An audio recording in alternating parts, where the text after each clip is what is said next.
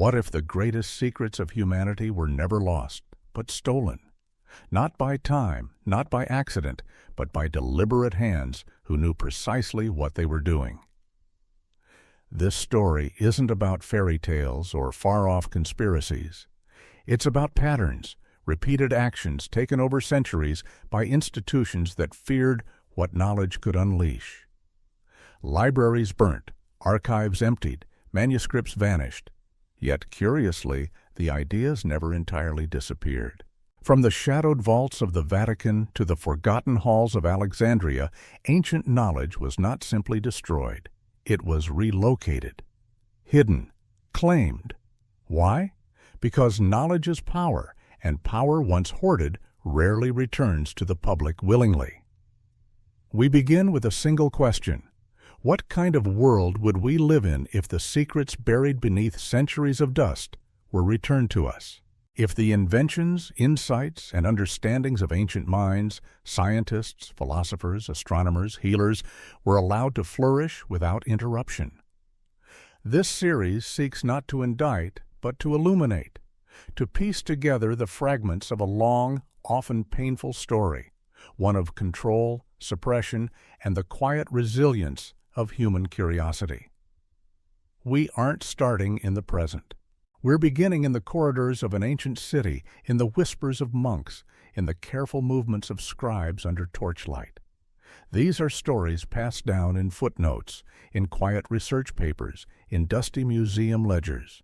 Some names you may recognize: Archimedes, hero of Alexandria, the Mayan skywatchers, the Tibetan monks. Others are lost to time, not because they were unworthy of remembrance, but because someone, somewhere, decided they posed a threat to the story being told. The Vatican didn't simply survive history, it curated it. The Library of Alexandria didn't fall in a blaze, it was emptied in silence. The Mayan codices weren't just misunderstood, they were seized, translated, and locked away. These were not random acts of war or colonial misunderstanding. These were targeted extractions. This series explores 14 stories. Each one begins with a moment, an image, a decision, a night when something disappeared. And from that moment, we unravel the layers of what was taken, what was hidden, and what remains in the shadows, not with the intent to sensationalize, but to understand what was lost and what could still be found. This isn't a journey into fantasy. This is a journey into the parts of history we were told not to look too closely at. It's a story of manuscripts written by hands now forgotten, voices echoing through vaults, and truths that might change the way we see ourselves. If knowledge is light, then some of the brightest sources have been kept under lock and key, not because they were false, but because they were too true. And truth, when inconvenient, becomes dangerous. So we begin, not with an explosion, but with a quiet question. What if the greatest advancements in medicine, astronomy, mathematics, and human consciousness had already been discovered? What if the only thing standing between us and a more enlightened world was access? Join me as we explore stories long buried, voices long silenced, and secrets stolen not by time, but by those who feared what they could become in the wrong or right hands. It was the spring of 1204. The streets of Constantinople were choked with smoke and ash as the Fourth Crusade descended upon the city, not in holy triumph, but in calculated conquest. Amid the chaos, a lesser-known operation was underway, one that had nothing to do with land, relics, or gold. Deep inside the Imperial Library, a group of men in clerical garb worked methodically. They were not looters. They were on assignment. Led by Cardinal Giovanni de Monte Corvino, these Vatican agents moved quickly and with purpose. Their goal was clear: recover specific manuscripts, works that church authorities had been tracking for decades. These weren't stories of saints or sermons. These were scientific blueprints, philosophical treatises, and gospels older than the ones canonized by Rome. Among the stolen documents was the complete works of Aristarchus of Samos, whose heliocentric theories challenged not only medieval cosmology, but the very foundation of biblical interpretation. Another manuscript, more dangerous still, chronicled the life of Jesus not as a divine being, but as a revolutionary, written by a Roman historian named Eustace of Tiberias. It detailed his education, his family, his political alliances, facts that didn't align with the miracles and parables sanctified by Scripture. The Vatican knew what it was doing. The siege was the perfect cover for what had been decades in the making. The stolen texts were not burned or discarded. They were transported under heavy guard, eventually disappearing into the bowels of the Vatican's secret archives, where even now few are granted access. What makes this event more than just a footnote in Crusader history is the nature of what was taken. Medical texts that described surgical procedures far beyond medieval knowledge. Anatomical drawings accurate enough to rival modern textbooks. Formulas for herbal medicines that modern pharmacology only began to rediscover centuries later. To many, it was theft. But to the Church, it was containment. These documents represented a threat, not only to doctrine, but to power. If it were proven that ancient civilizations had surpassed Europe's greatest minds in science, medicine, and cosmology, the Church's role as divine intermediary would be deeply undermined. Emperor Isaac II of Byzantium demanded the manuscripts be returned. The Vatican responded with a simple lie. The texts had been lost in the flames of war. But they hadn't. They were sealed away, studied in private, referenced in secret meetings, and never again allowed to enter the public domain. Even during the Renaissance, when Greek manuscripts became fashionable again, scholars looking for these missing works found only locked doors and denied requests. The Church had what it needed, and it wasn't about to share. The irony is bitter. Knowledge meant to illuminate was instead hidden beneath marble and gold. Ideas that could have advanced medicine, science, and philosophy were buried in the name of spiritual control. And so we ask, what if those texts had been released? Would the Enlightenment have come sooner? Would heliocentrism have been embraced centuries earlier? Would lives have been saved with knowledge suppressed beneath a holy seal? This wasn't an accident. It was a decision, a strategic, deliberate removal of knowledge from the world stage. And it would set a precedent that other empires, Roman, Spanish, British, even modern governments, would follow with unsettling precision. In Constantinople, the flames burned high, but not everything was lost to fire. Some of it was taken, quietly, strategically, and forever. And the echoes of what was stolen still shape the world we live in today. Centuries before the fall of Constantinople, another library, older, more fabled, had already met its quiet fate. We've been told it burned, a tragic loss to the flames of war or religious fury. But what if that story is only half true? What if the Library of Alexandria wasn't destroyed in chaos, but emptied with precision? The myth of Alexandria's fiery demise serves a purpose. It paints history as accidental, tragic, and irreversible. But archaeological records tell a different story, one that suggests a cover-up far more calculated. In 391 CE, Emperor Theodosius ordered the destruction of pagan temples. Behind this religious decree, Roman intelligence had other instructions. Inside Alexandria's temple library were manuscripts unlike any other, blueprints for machines, medical treatises, advanced calculations of planetary movements, and charts that mapped the heavens with uncanny accuracy. Hero of Alexandria's engineering works were among the first to disappear. These weren't mere musings, they were manuals, detailed designs for steam-powered engines, automated machines, and mechanical computers, technologies that wouldn't reappear for another 1,500 years. Roman agents, posing as preservers of culture, systematically removed the most advanced documents under the guise of protection.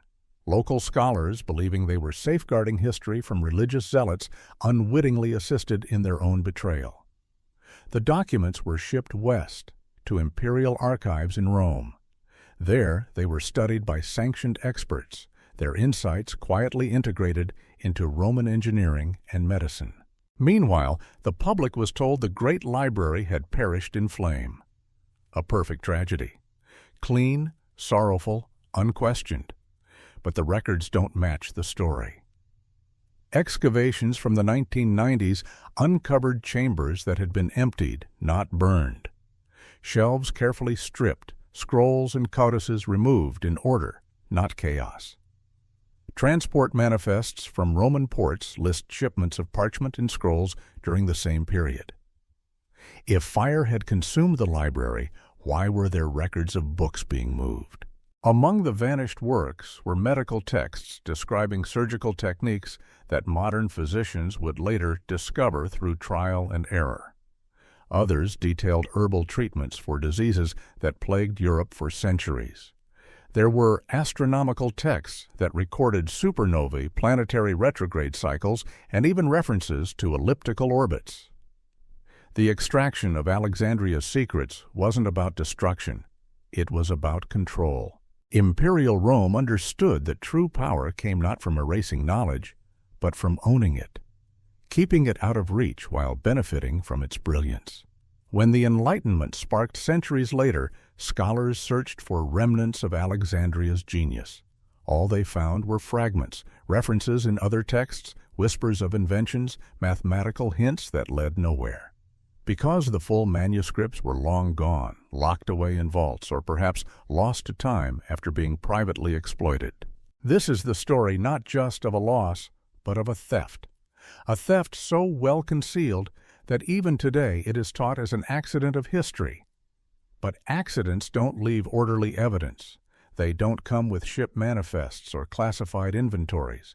And so we're left with a question that haunts every burned-out shelf and empty archive. What if humanity had been allowed to inherit its own legacy? Would the Industrial Revolution have begun in the 5th century? Would spaceflight have been achieved in the Middle Ages? Would we have become something entirely different, entirely sooner? The silence of Alexandria is not the silence of ash. It's the silence of secrets kept, of knowledge moved behind locked doors, and of a world that, once again, was denied the light of its own genius. In the thick jungles of the Yucatan, long before European ships kissed American shores, the Maya studied the sky with a precision that would baffle the most advanced minds of Renaissance Europe. They built observatories before telescopes, calculated eclipses with uncanny accuracy, and mapped the movement of Venus across centuries. And when the Spanish conquistadors arrived in the 16th century, they quickly realized something unsettling. The primitive people they aimed to conquer possessed knowledge far more advanced than their own. Official records describe how Spanish friars burned Mayan codices in great fires, declaring them works of the devil. But behind those public bonfires, a quieter operation was unfolding, one not of destruction, but of confiscation. Select manuscripts, those that demonstrated deep mathematical, astronomical, and medical knowledge, were not destroyed. They were seized and shipped to Madrid. Among the most prized was the star calendar, a codex that accurately predicted planetary alignments, solar eclipses, and cosmic events centuries in advance. Another, the Jaguar prophecy, foretold historical events with alarming detail, including the arrival of Europeans, the collapse of empires, and specific natural disasters that later occurred almost to the day. Spanish officials didn't ignore these books. They studied them. Pedro de Medina, a royal court mathematician, secretly used the data to enhance Spain's naval capabilities, improving navigation routes and even predicting Atlantic weather patterns. But while the results were used, the source was buried.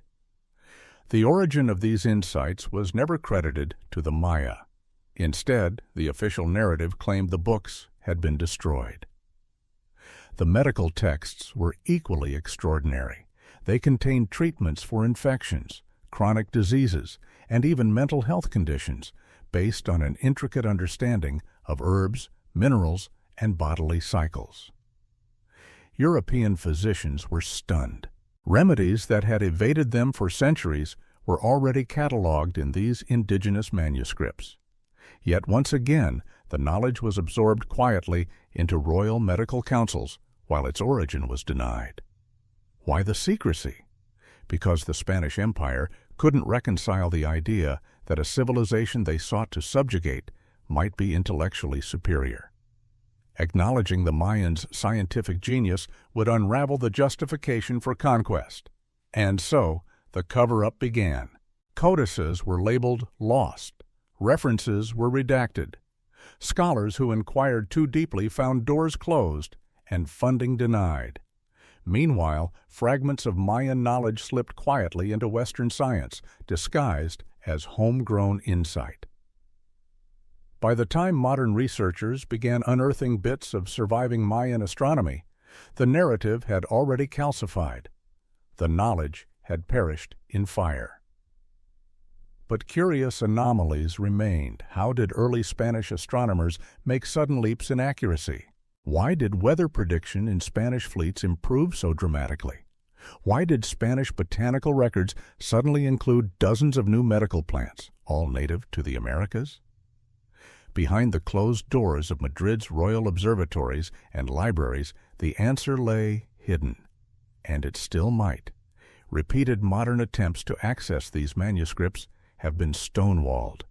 Officials insist the codices were destroyed, but scattered references in archival documents and court letters say otherwise. The seizure of Mayan texts wasn't just cultural theft, it was a rerouting of scientific legacy. And like so many times before, the knowledge was hidden not because it was false, but because it was too powerful, too precise, too indigenous. And so, what could have been a bridge between civilizations became a one-way siphon.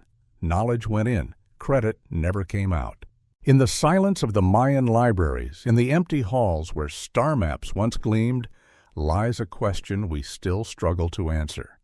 What happens when truth threatens the story we've been told to believe? High in the Himalayas, where the air thins and the world quiets, Tibetan monasteries once guarded a kind of knowledge few in the West had ever imagined. Knowledge not written in equations or blueprints, but in the inner landscapes of the human mind. Ancient scrolls lined their walls, manuscripts detailing how to control breath, body, and awareness with surgical precision. Meditation not as relaxation, but as transformation. Consciousness not as a byproduct of biology, but as a tool, trainable, expandable, and perhaps transferable. In 1959, as China's invasion of Tibet made global headlines, another story unfolded in silence. Under military direction, Chinese operatives raided monasteries with surgical focus, not for gold, not for weapons, but for manuscripts. Documents, instructions, intelligence reports uncovered later revealed a chilling purpose: to gather knowledge of mind-body control that might offer strategic advantage. These weren't myths or legends. The texts contained specific protocols for what Western science would later call biofeedback, remote viewing, even altered states of consciousness used for military insight. One scroll described a method for slowing the heartbeat at will. Another detailed how to manipulate core body temperature, verified later by Western researchers observing monks drying wet sheets with body heat in freezing monasteries. But the most coveted document was a rare manual on consciousness transfer, describing how awareness could be projected outside the body, even sustained during clinical death. Chinese scientists, recognizing the potential for intelligence and defense, isolated these techniques in hidden labs. Monks who had preserved them were either imprisoned or disappeared. The goal was not just to own the knowledge, but to ensure no one else could access it. Healing texts were also seized, descriptions of curing illness not through pills, but through guided mental imagery and energy alignment. To Western ears, it sounded mystical. But buried within were understandings of psychosomatic connection, neuroplasticity, and somatic response systems that neuroscience would take decades to catch up with. What was once a spiritual path became a state asset. The monasteries, stripped of their lifeblood, were left to crumble, and the outside world was told these were simply casualties of modernization.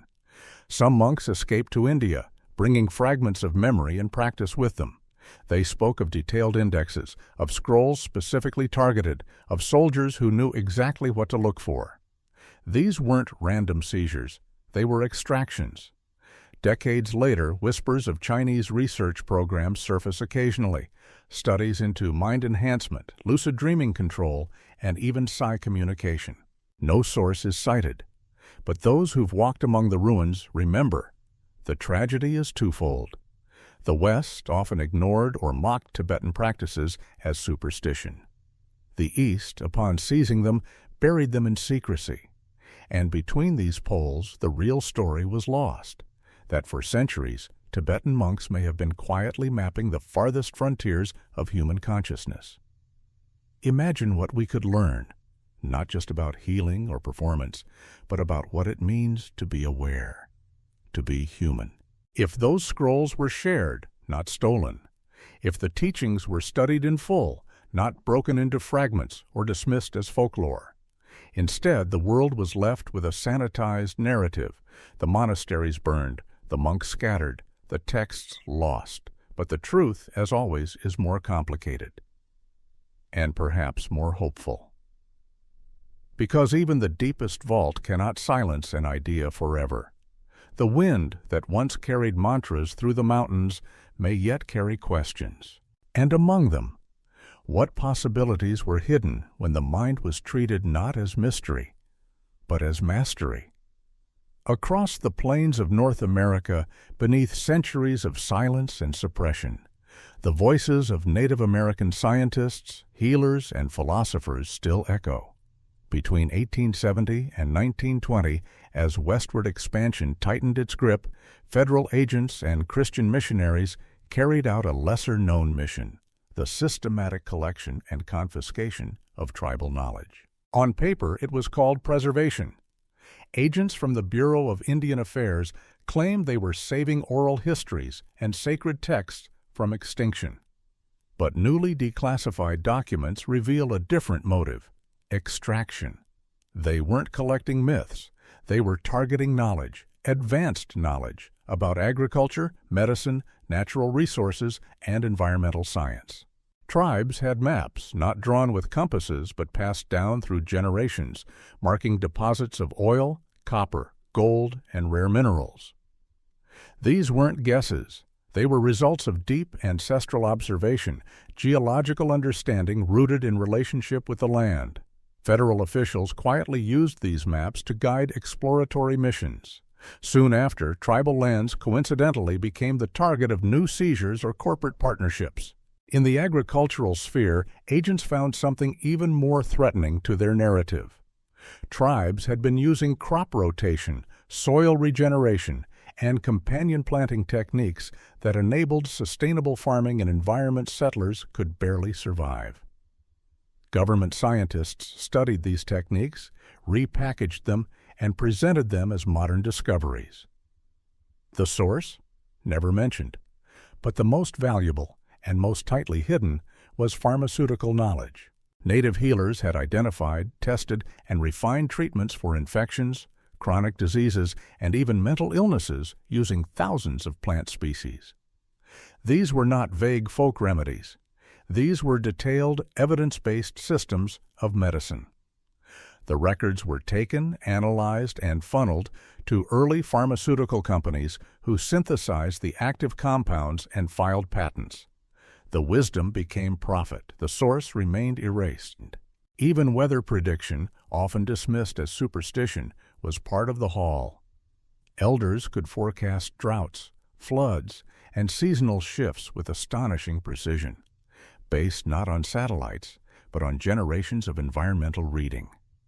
The National Weather Service quietly incorporated these methods while stripping away their indigenous roots.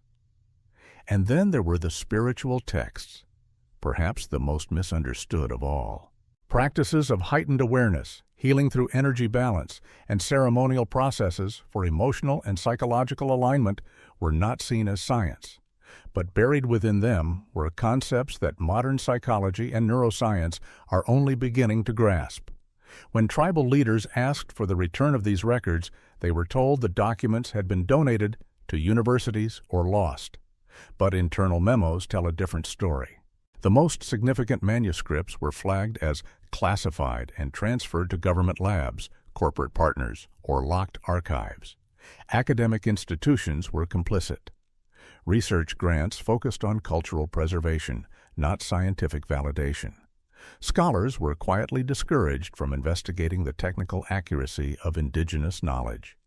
Entire fields of study were diverted to folklore, while the science was siphoned into silence. The result is a bitter paradox. Medicine derived from indigenous practice sold back to indigenous communities at high prices, agricultural techniques once mocked now used by global agribusiness, and ancient climate models powering modern forecasts, all without acknowledgement. And yet the knowledge persists. In ceremonies, in stories, in the determined efforts of younger generations who are reclaiming not just their culture, but their science. This is not just a history of loss. It's a history of denial, of what was taken, renamed, and profited from, of how the word primitive was used to justify theft, while the real sophistication was hidden in the margins. As the world searches for sustainable medicine, agriculture, and ecological balance, the irony deepens. The answers we seek may have already been given, long ago, freely, by those we refuse to hear. And the question remains, can we still recover what was stolen, not just the texts, but the respect, the credit, and the relationship with a knowledge system that never needed rewriting? Only recognizing, in the dry heat of the Egyptian desert, buried beneath layers of sand and silence, lie remnants of a medical tradition so advanced it could rival or even surpass some aspects of modern medicine. In the 1920s, while archaeologists celebrated the discovery of tombs and treasures, another search was underway. This one, quieter, better funded, and far more strategic.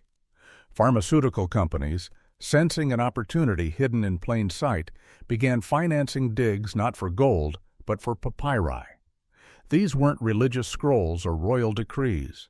They were medical texts, carefully inked documents containing formulas, diagnoses, surgical procedures, and preventative care methods from a civilization thousands of years old. Among them was the Edwin Smith Papyrus, a surgical manual so advanced that it described treatments for head trauma, spinal injuries, and infections using antiseptic techniques. Another, the Ebers Papyrus, offered detailed instructions for preparing plant-based compounds to treat everything from digestive issues to tumors. But perhaps most threatening to the emerging pharmaceutical industry was the Pregnancy and Childbirth Manual. This text outlined natural methods for prenatal care, birthing techniques, and even remedies for birth complications. Methods with success rates rivaling 20th century obstetrics, yet using only herbs, diet, and guided breathing. These discoveries didn't lead to a medical revolution. Instead, they led to suppression. The pharmaceutical executives backing the expeditions quickly realized the implications. If these remedies were validated, it would threaten billions in drug patents and medical interventions. So a decision was made, not to destroy the texts, but to classify them. The most revealing papyri were quietly transported to private research labs in Europe and America. There, their contents were reverse engineered. Natural compounds were synthesized, patented, and released as modern drugs, stripped of any Egyptian attribution. Meanwhile, museums received heavily edited versions of the papyri. Tourists saw ceremonial illustrations and prayers to healing gods, but the real information, the formulas and treatments, had been removed. Scholars requesting full access were told the original documents were either lost, too fragile, or being preserved elsewhere. When independent researchers began recognizing the sophistication of Egyptian medical knowledge, their work was quietly discouraged. Grants dried up. Peer reviews became more critical. Universities were nudged to treat ancient medicine as cultural curiosity, not scientific precedent. The suppression intensified after World War II, when pharmaceutical giants gained even more influence over academic institutions and research funding. Medical schools emphasized new patents, not old knowledge. Students learned about synthetic drugs, not plant-based remedies tested over millennia. Yet fragments of truth slipped through. In recent years, studies have confirmed that remedies from ancient Egypt, including certain cancer treatments and neurological therapies, have measurable effects. But the full corpus of Egyptian medical wisdom remains locked away, inaccessible to public scrutiny. Why does this matter? Because millions of people suffer from diseases that these texts might help treat. Because our medical system remains chained to a profit model that resists non-patentable cures. And because, once again, knowledge that could empower humanity was instead hidden to protect an industry. The story of the Egyptian medical papyri is not about ancient superstition. It's about scientific precision, ignored, appropriated, and rebranded. It's about a legacy of healing that could have transformed global health if it had been shared, not hoarded. And so we are left with a recurring theme. Humanity's past contains answers to questions we still struggle with. But until we learn to value truth over ownership, healing over profit, and history over narrative, those answers will remain buried, not by sand, but by silence. Somewhere, in a vault far from the desert sun, a brittle scroll still whispers remedies older than empire. The question is, will we ever listen? In the sun-scorched ruins of ancient Mesopotamia, archaeologists in the 1930s uncovered something extraordinary. Rows of clay tablets etched with symbols, numbers, and star patterns. These weren't simple records of grain or trade. They were the remnants of Sumerian knowledge, mathematical, astronomical, and engineering insights far ahead of their time.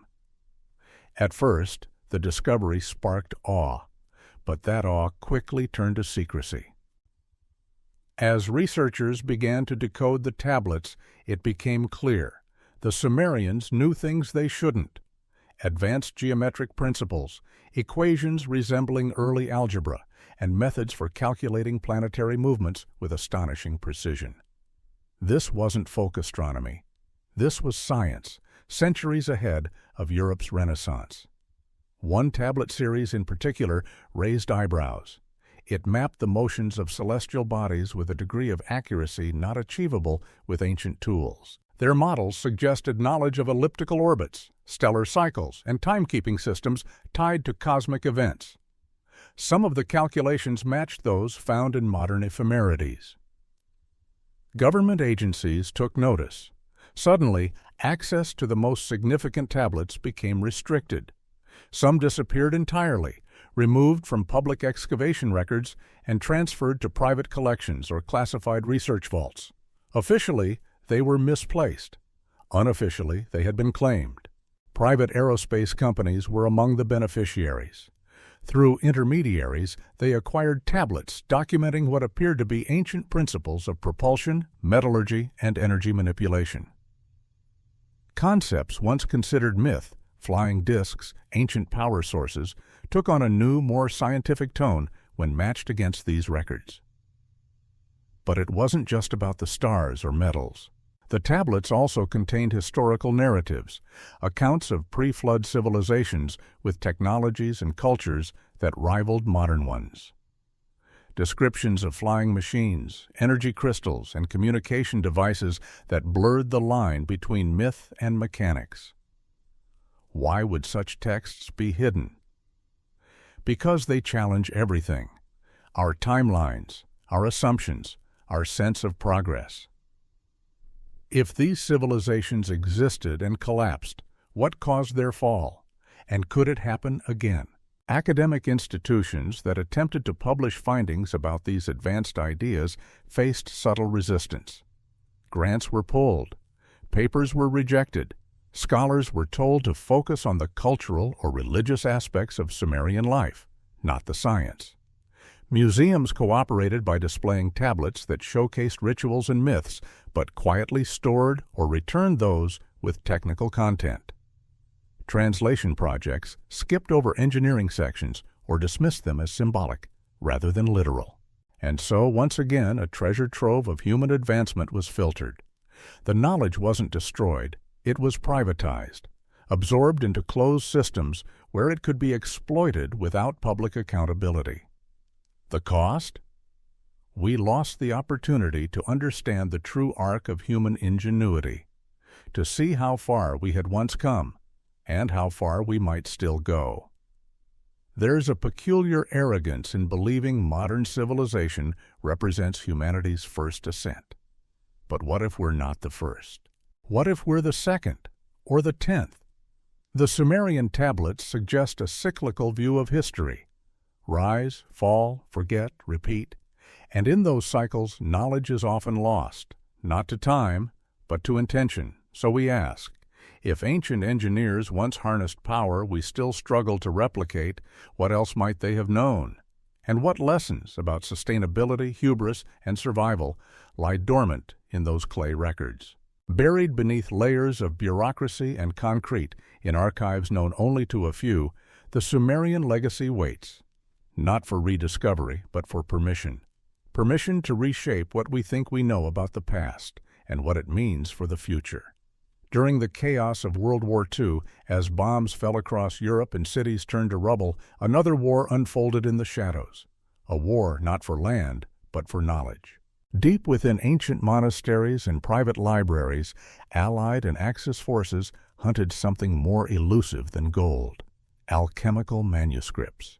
To the outside world, alchemy was a relic, primitive chemistry, long debunked and abandoned. But military intelligence saw something different. Hidden within these medieval texts were cryptic formulas, strange materials, and reports of reactions that defied conventional science. The Nazis took the search seriously, assigning entire units to locate and translate the writings of ancient alchemists. They believed these texts held the key to energy generation, metal transmutation, and even weapon development. And disturbingly, in some cases, they weren't wrong. Allied forces soon caught on. As they advanced across Europe, they didn't just liberate territories, they confiscated libraries. The most coveted prize was the legendary Emerald Tablet of Hermes Trismegistus, a cryptic document that outlined processes for manipulating atomic structure using chemical techniques. It sounded impossible until Allied scientists began experimenting with the concepts and observed results they couldn't explain. Some of the alchemical processes appeared to generate extreme heat, pressure, or energy output without known fuel sources. Others described compounds with magnetic, luminous, or superconductive properties. Still others hinted at ways to purify or even synthesize metals in ways modern metallurgy had not yet achieved. And so, instead of releasing these findings, Allied governments classified them. The war might have ended, but the race for technological dominance had only just begun. The alchemical texts were moved to government research labs in the U.S. and U.K. Under strict secrecy, scientists reverse-engineered ancient formulas and tested them in military labs. The results? Breakthroughs in materials science, energy storage, and combustion, all filed under advanced research, with no mention of their origins. Universities received heavily redacted microfilm copies. Diagrams were removed. Chemical formulas blacked out. Scholars who asked too many questions were told the originals were lost during the war. Publicly, alchemy remained a joke, a mystical fantasy relegated to fantasy novels and fringe science. Privately, it became a source of inspiration for classified energy research programs, some of which continued into the 21st century. But why the secrecy? Because if the public knew that medieval monks had documented chemical processes we still don't fully understand, it would upend the entire narrative of scientific progress. If ancient knowledge could lead to energy breakthroughs, the entire modern energy industry, fueled by fossil fuels, nuclear plants, and corporate patents, would face a reckoning. And so the pattern repeated: seize the knowledge, strip it of its origin, profit from it quietly. The most valuable stolen formulas were never published. They were patented under modern names or kept hidden under military secrecy. Some were too unstable or complex to reproduce without the philosophical training and symbolic framework of the original alchemists, who saw chemistry not just as science, but as a spiritual discipline. That nuance was lost. In the rush to exploit, the deeper understanding was buried. Today, when we hear the word alchemy, we think of turning lead into gold. But the true gold may have been the ideas themselves, ideas about transformation, resonance, and energy that modern science is only beginning to grasp. And somewhere, in locked government vaults, those ancient insights sit, ink on parchment, waiting to be understood not just as formulas, but as a philosophy of possibility. What if the old masters weren't foolish mystics, but explorers of matter, energy, and consciousness far ahead of their time? And what if, in dismissing their work, we buried the very keys to our next scientific revolution? Beneath the crimson deserts and eucalyptus forests of Australia, an ancient knowledge system once thrived, one that had sustained the continent's first peoples for over 50,000 years. The Aboriginal communities didn't record their wisdom in books or scrolls, but in songs, symbols, stories, and oral maps that passed through generations with remarkable precision. From the 1950s through the 1980s, as Australia expanded its infrastructure, something darker unfolded behind government-sponsored anthropology. A series of coordinated raids on sacred Aboriginal sites was conducted, not to document culture, but to confiscate it. Researchers, backed by mining and weather agencies, removed ceremonial objects, oral recordings, and carved tablets. The goal? Harvest the practical knowledge embedded in the dream time, the Aboriginal cosmological framework. What they took wasn't myth. It was science encoded in story. Tribal elders had mapped subterranean aquifers, mineral deposits, and rare earth metals with a level of accuracy that modern geological surveys later confirmed. These maps weren't drafted with tools, but with ancestral memory, encoded into sacred walkabouts, journeys that doubled as data sets. Government agencies quietly transferred these insights to resource extraction firms. Areas once deemed geologically insignificant suddenly boomed with mining operations. Exploration costs dropped. Profits soared, but no acknowledgement was ever given to the source of the knowledge. The raids also targeted weather wisdom. Aboriginal methods of climate forecasting relied on generations of observational data, shifts in bird migration, plant flowering patterns, and celestial alignments. These techniques allowed communities to prepare for floods, fires, and droughts with uncanny precision. Elements of this knowledge were quietly integrated into national meteorological models. Again, no credit given. Even more astonishing were the navigation techniques. Aboriginal travelers could traverse thousands of miles without compasses, using only the stars, land contours, and encoded song lines, musical narratives tied to geographical markers. Military strategists studying early Aboriginal navigation systems recognized their potential for terrain-based movement and classified much of the research. Then there were the sky stories, Aboriginal astronomical knowledge that dated back tens of thousands of years. Star clusters named in traditional languages tracked seasonal changes and planetary cycles. Some alignments described in ancient lore matched phenomena only recently confirmed by astrophysics. This was no coincidence. Medical knowledge was also seized, using native plants, minerals, and ritual healing. Aboriginal healers had developed treatments for infections, fevers, inflammation, and trauma, long before colonizers brought their own medicine. Pharmaceutical firms, working through academic partnerships, extracted samples, filed patents, and created new drugs. Few, if any, prophets made their way back to the communities. When Aboriginal leaders demanded the return of their sacred artifacts and recorded traditions, they were told the materials were being preserved in museums or lost. But internal government documents show that the most valuable knowledge had been redirected to classified or commercial archives. Universities studying Aboriginal science were urged to focus on cultural anthropology, not empirical validation. Research proposals that attempted to bridge Indigenous knowledge with Western science often lost funding. The system ensured that ancient wisdom remained framed as folklore, not a viable source of insight. And yet, much of that knowledge continues to influence Australia's land management, climate forecasting, and resource strategies. The irony? The people who developed it are still marginalized, culturally, politically, and economically.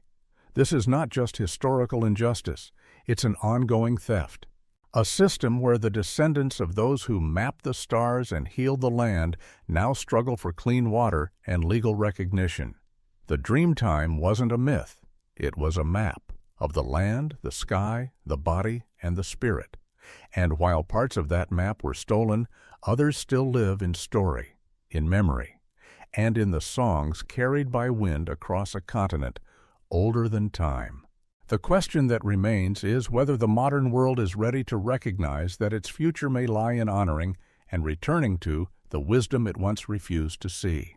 During the final years of World War II, as the tide turned against Nazi Germany, Allied forces uncovered a chilling truth. Greek libraries and monasteries had been ransacked by German units, not just for art or antiquities, but for ancient manuscripts, scrolls containing mathematical formulas, engineering diagrams, and scientific principles centuries ahead of their time. What's more shocking is what happened after the war. Instead of returning the stolen Greek knowledge to its rightful owners, Allied intelligence agencies divided it among themselves. These weren't dusty relics. They were technical documents, works by forgotten engineers and mathematicians, some dating back to Archimedes, that held designs for machines, acoustic systems, and even early mechanical computing. One of the most prized discoveries was the complete Archimedes palimpsest, a text that included theoretical work on infinite series, calculus-like principles, and geometric innovations that could have transformed engineering as early as the Middle Ages. Nazi researchers had already begun using parts of these texts to refine weapon systems and cryptography algorithms. When the Allies recovered them, they didn't archive them for scholarship, they classified them. The manuscripts were relocated to research facilities in Britain and the United States. Military scientists examined diagrams of ancient optical systems once used in Greek theaters, discovering that these designs enabled perfect acoustics and light manipulation without electricity. The implications for communication systems and surveillance were obvious and immediately locked away. But the most closely guarded texts involved metallurgy and chemical formulations.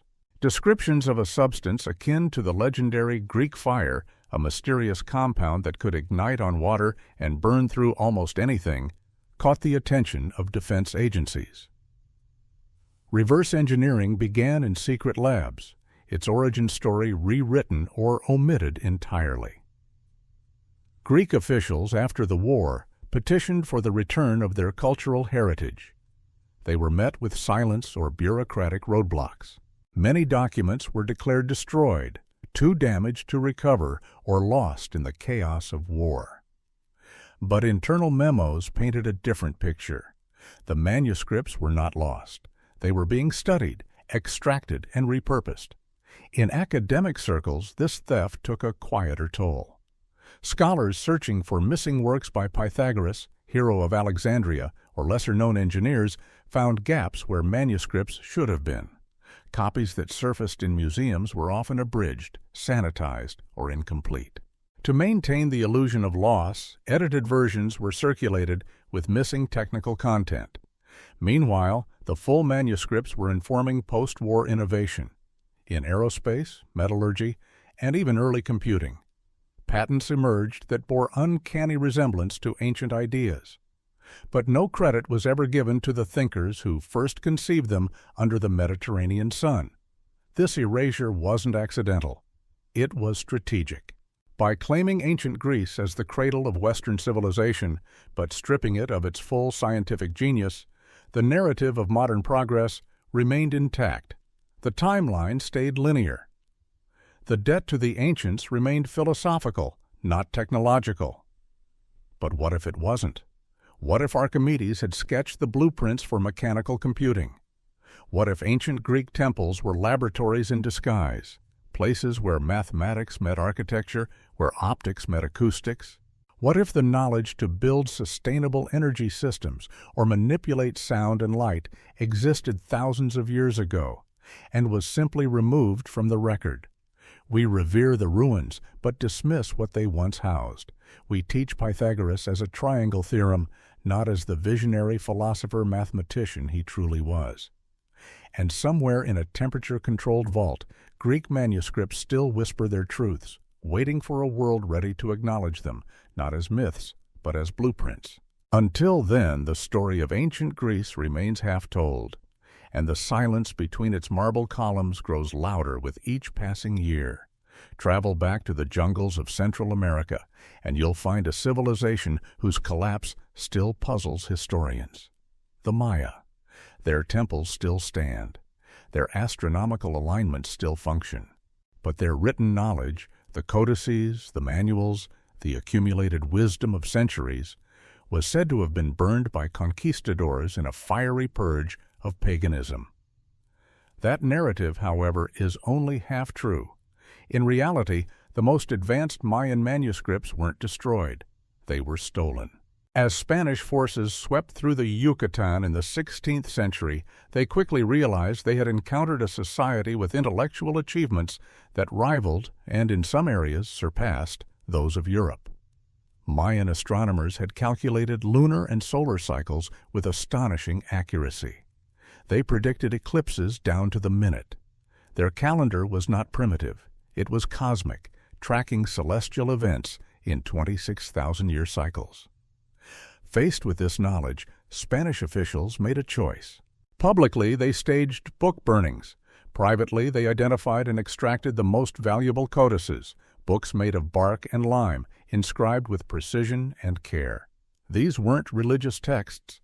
They were manuals for astronomy, mathematics, medicine, and weather prediction. The star calendar, Odia, was among the most coveted. Its readings of stellar alignments, planetary transits, and long-term cosmic events stunned European scholars. One codex predicted the arrival of a great wave of disease, what we now recognize as smallpox, with eerie precision, detailing not just the timing, but its social consequences. Spanish court astronomers studied these manuscripts in secret. Pedro de Medina, one of the most trusted mathematicians in Spain, used Mayan knowledge to refine nautical navigation for Spain's expanding empire. But he was barred from revealing his source. Another codex described the structure of the human body with uncanny anatomical accuracy. It included surgical techniques and medicinal treatments derived from the jungle's vast pharmacy. Spanish physicians copied these remedies into their own records, but again stripped them of indigenous attribution. The Mayans had identified medicinal plants that treated infections, eased pain, and even stabilized mood. These weren't mystical beliefs. They were the results of thousands of years of experimentation.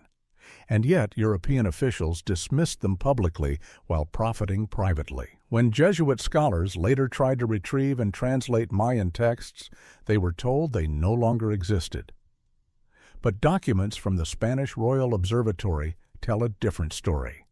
The manuscripts were stored, studied, and used to enhance imperial knowledge of the world, quietly fueling centuries of European advancement.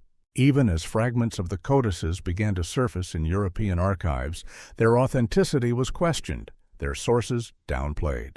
The myth that Mayan knowledge had been lost to fire was easier to accept than the truth, that it had been silenced. Today, the Mayan legacy is often reduced to ruins and calendars misread as doomsday prophecies.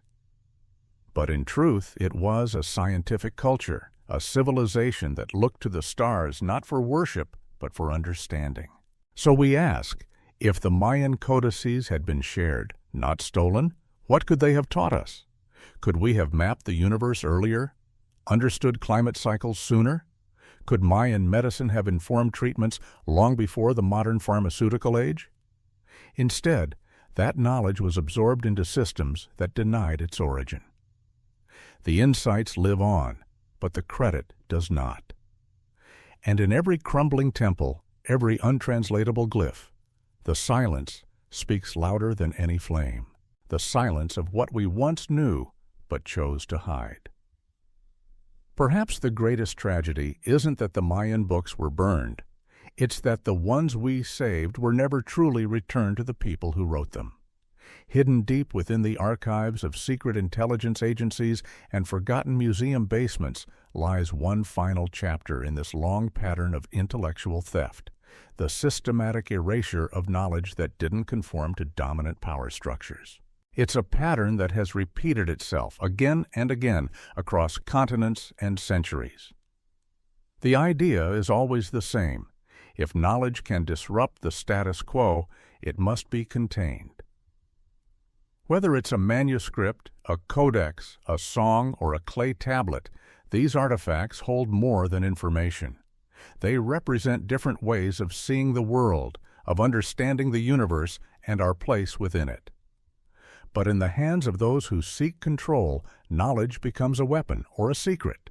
The final documented case takes us not to a single place, but to the global machinery of power.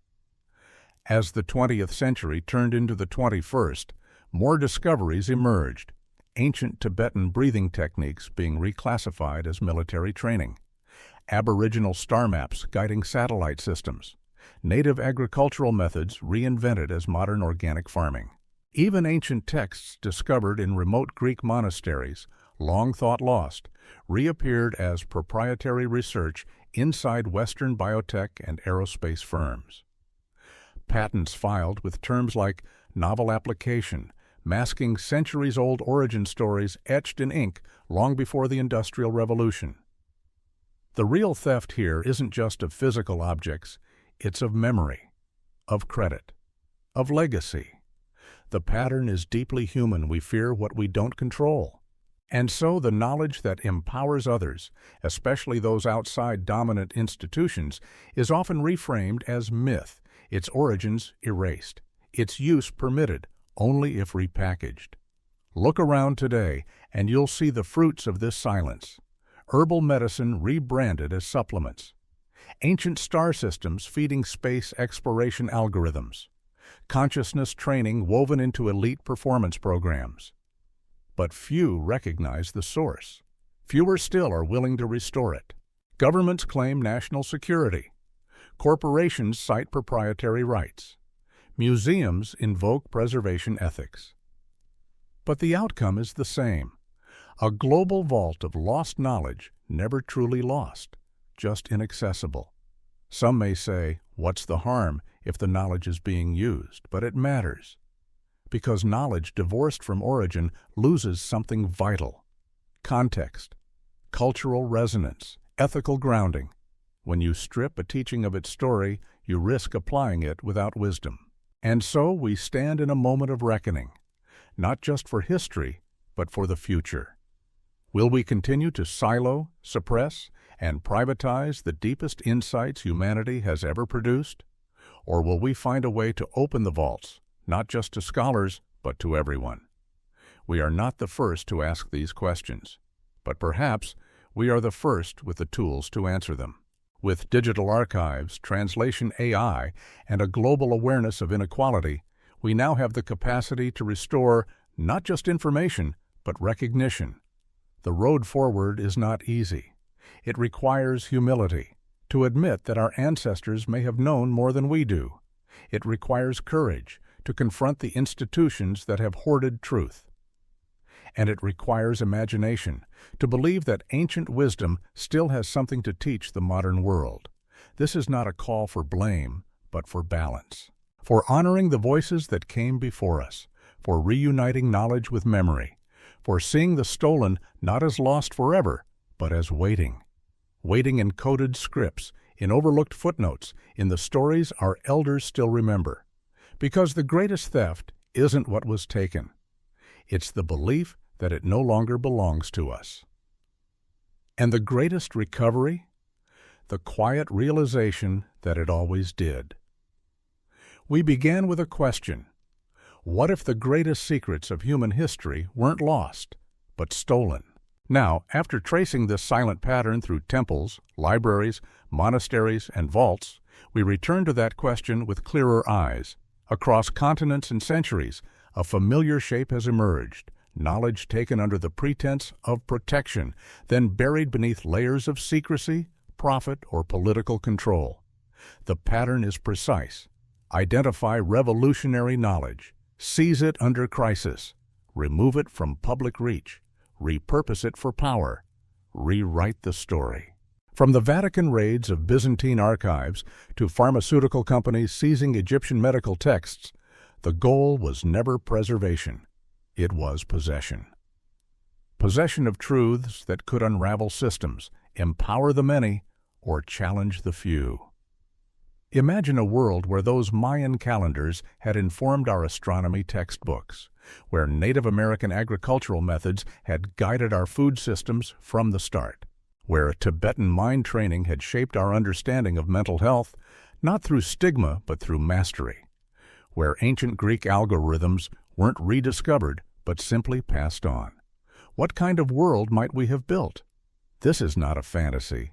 It's a possibility postponed.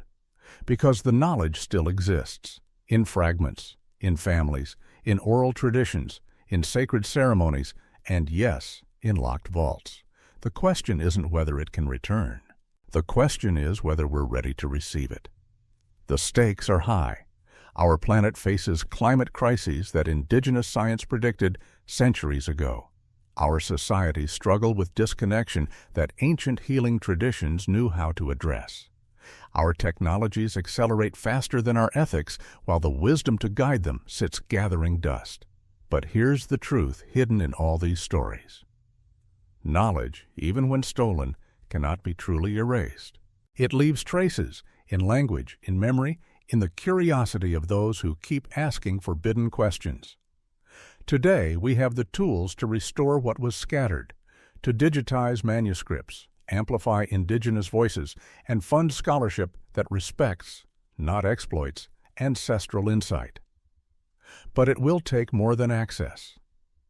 It will take reverence for the civilizations that built observatories before telescopes, for the thinkers who saw consciousness as a frontier, for the healers who knew the earth as pharmacy, for the engineers who built with resonance and rhythm, and perhaps, most importantly, for the idea that humanity's progress is not a straight line, but a spiral, that we are not the pinnacle, but the inheritors. In the quiet spaces of this story, the stolen archives, the erased ordinate, in names, the bedinezed songs, we find not just grief, but responsibility. A chance to choose differently. To learn, not just consume, to uplift, not appropriate. Because the final act of this tale is not written by those who stole. It is written by those who remember, who restore, who release the truth back into the hands of all. So we end where we began, with a question. But this time, it is not a question of loss. It is a question of potential. What would happen if humanity reclaimed not just the facts, but the wisdom that was once ours? Not to dominate, not to divide, but to finally, humbly evolve. The keys are already in our hands. The vaults are beginning to crack. All that remains is the will to open them, not as conquerors of truth, but as its caretakers.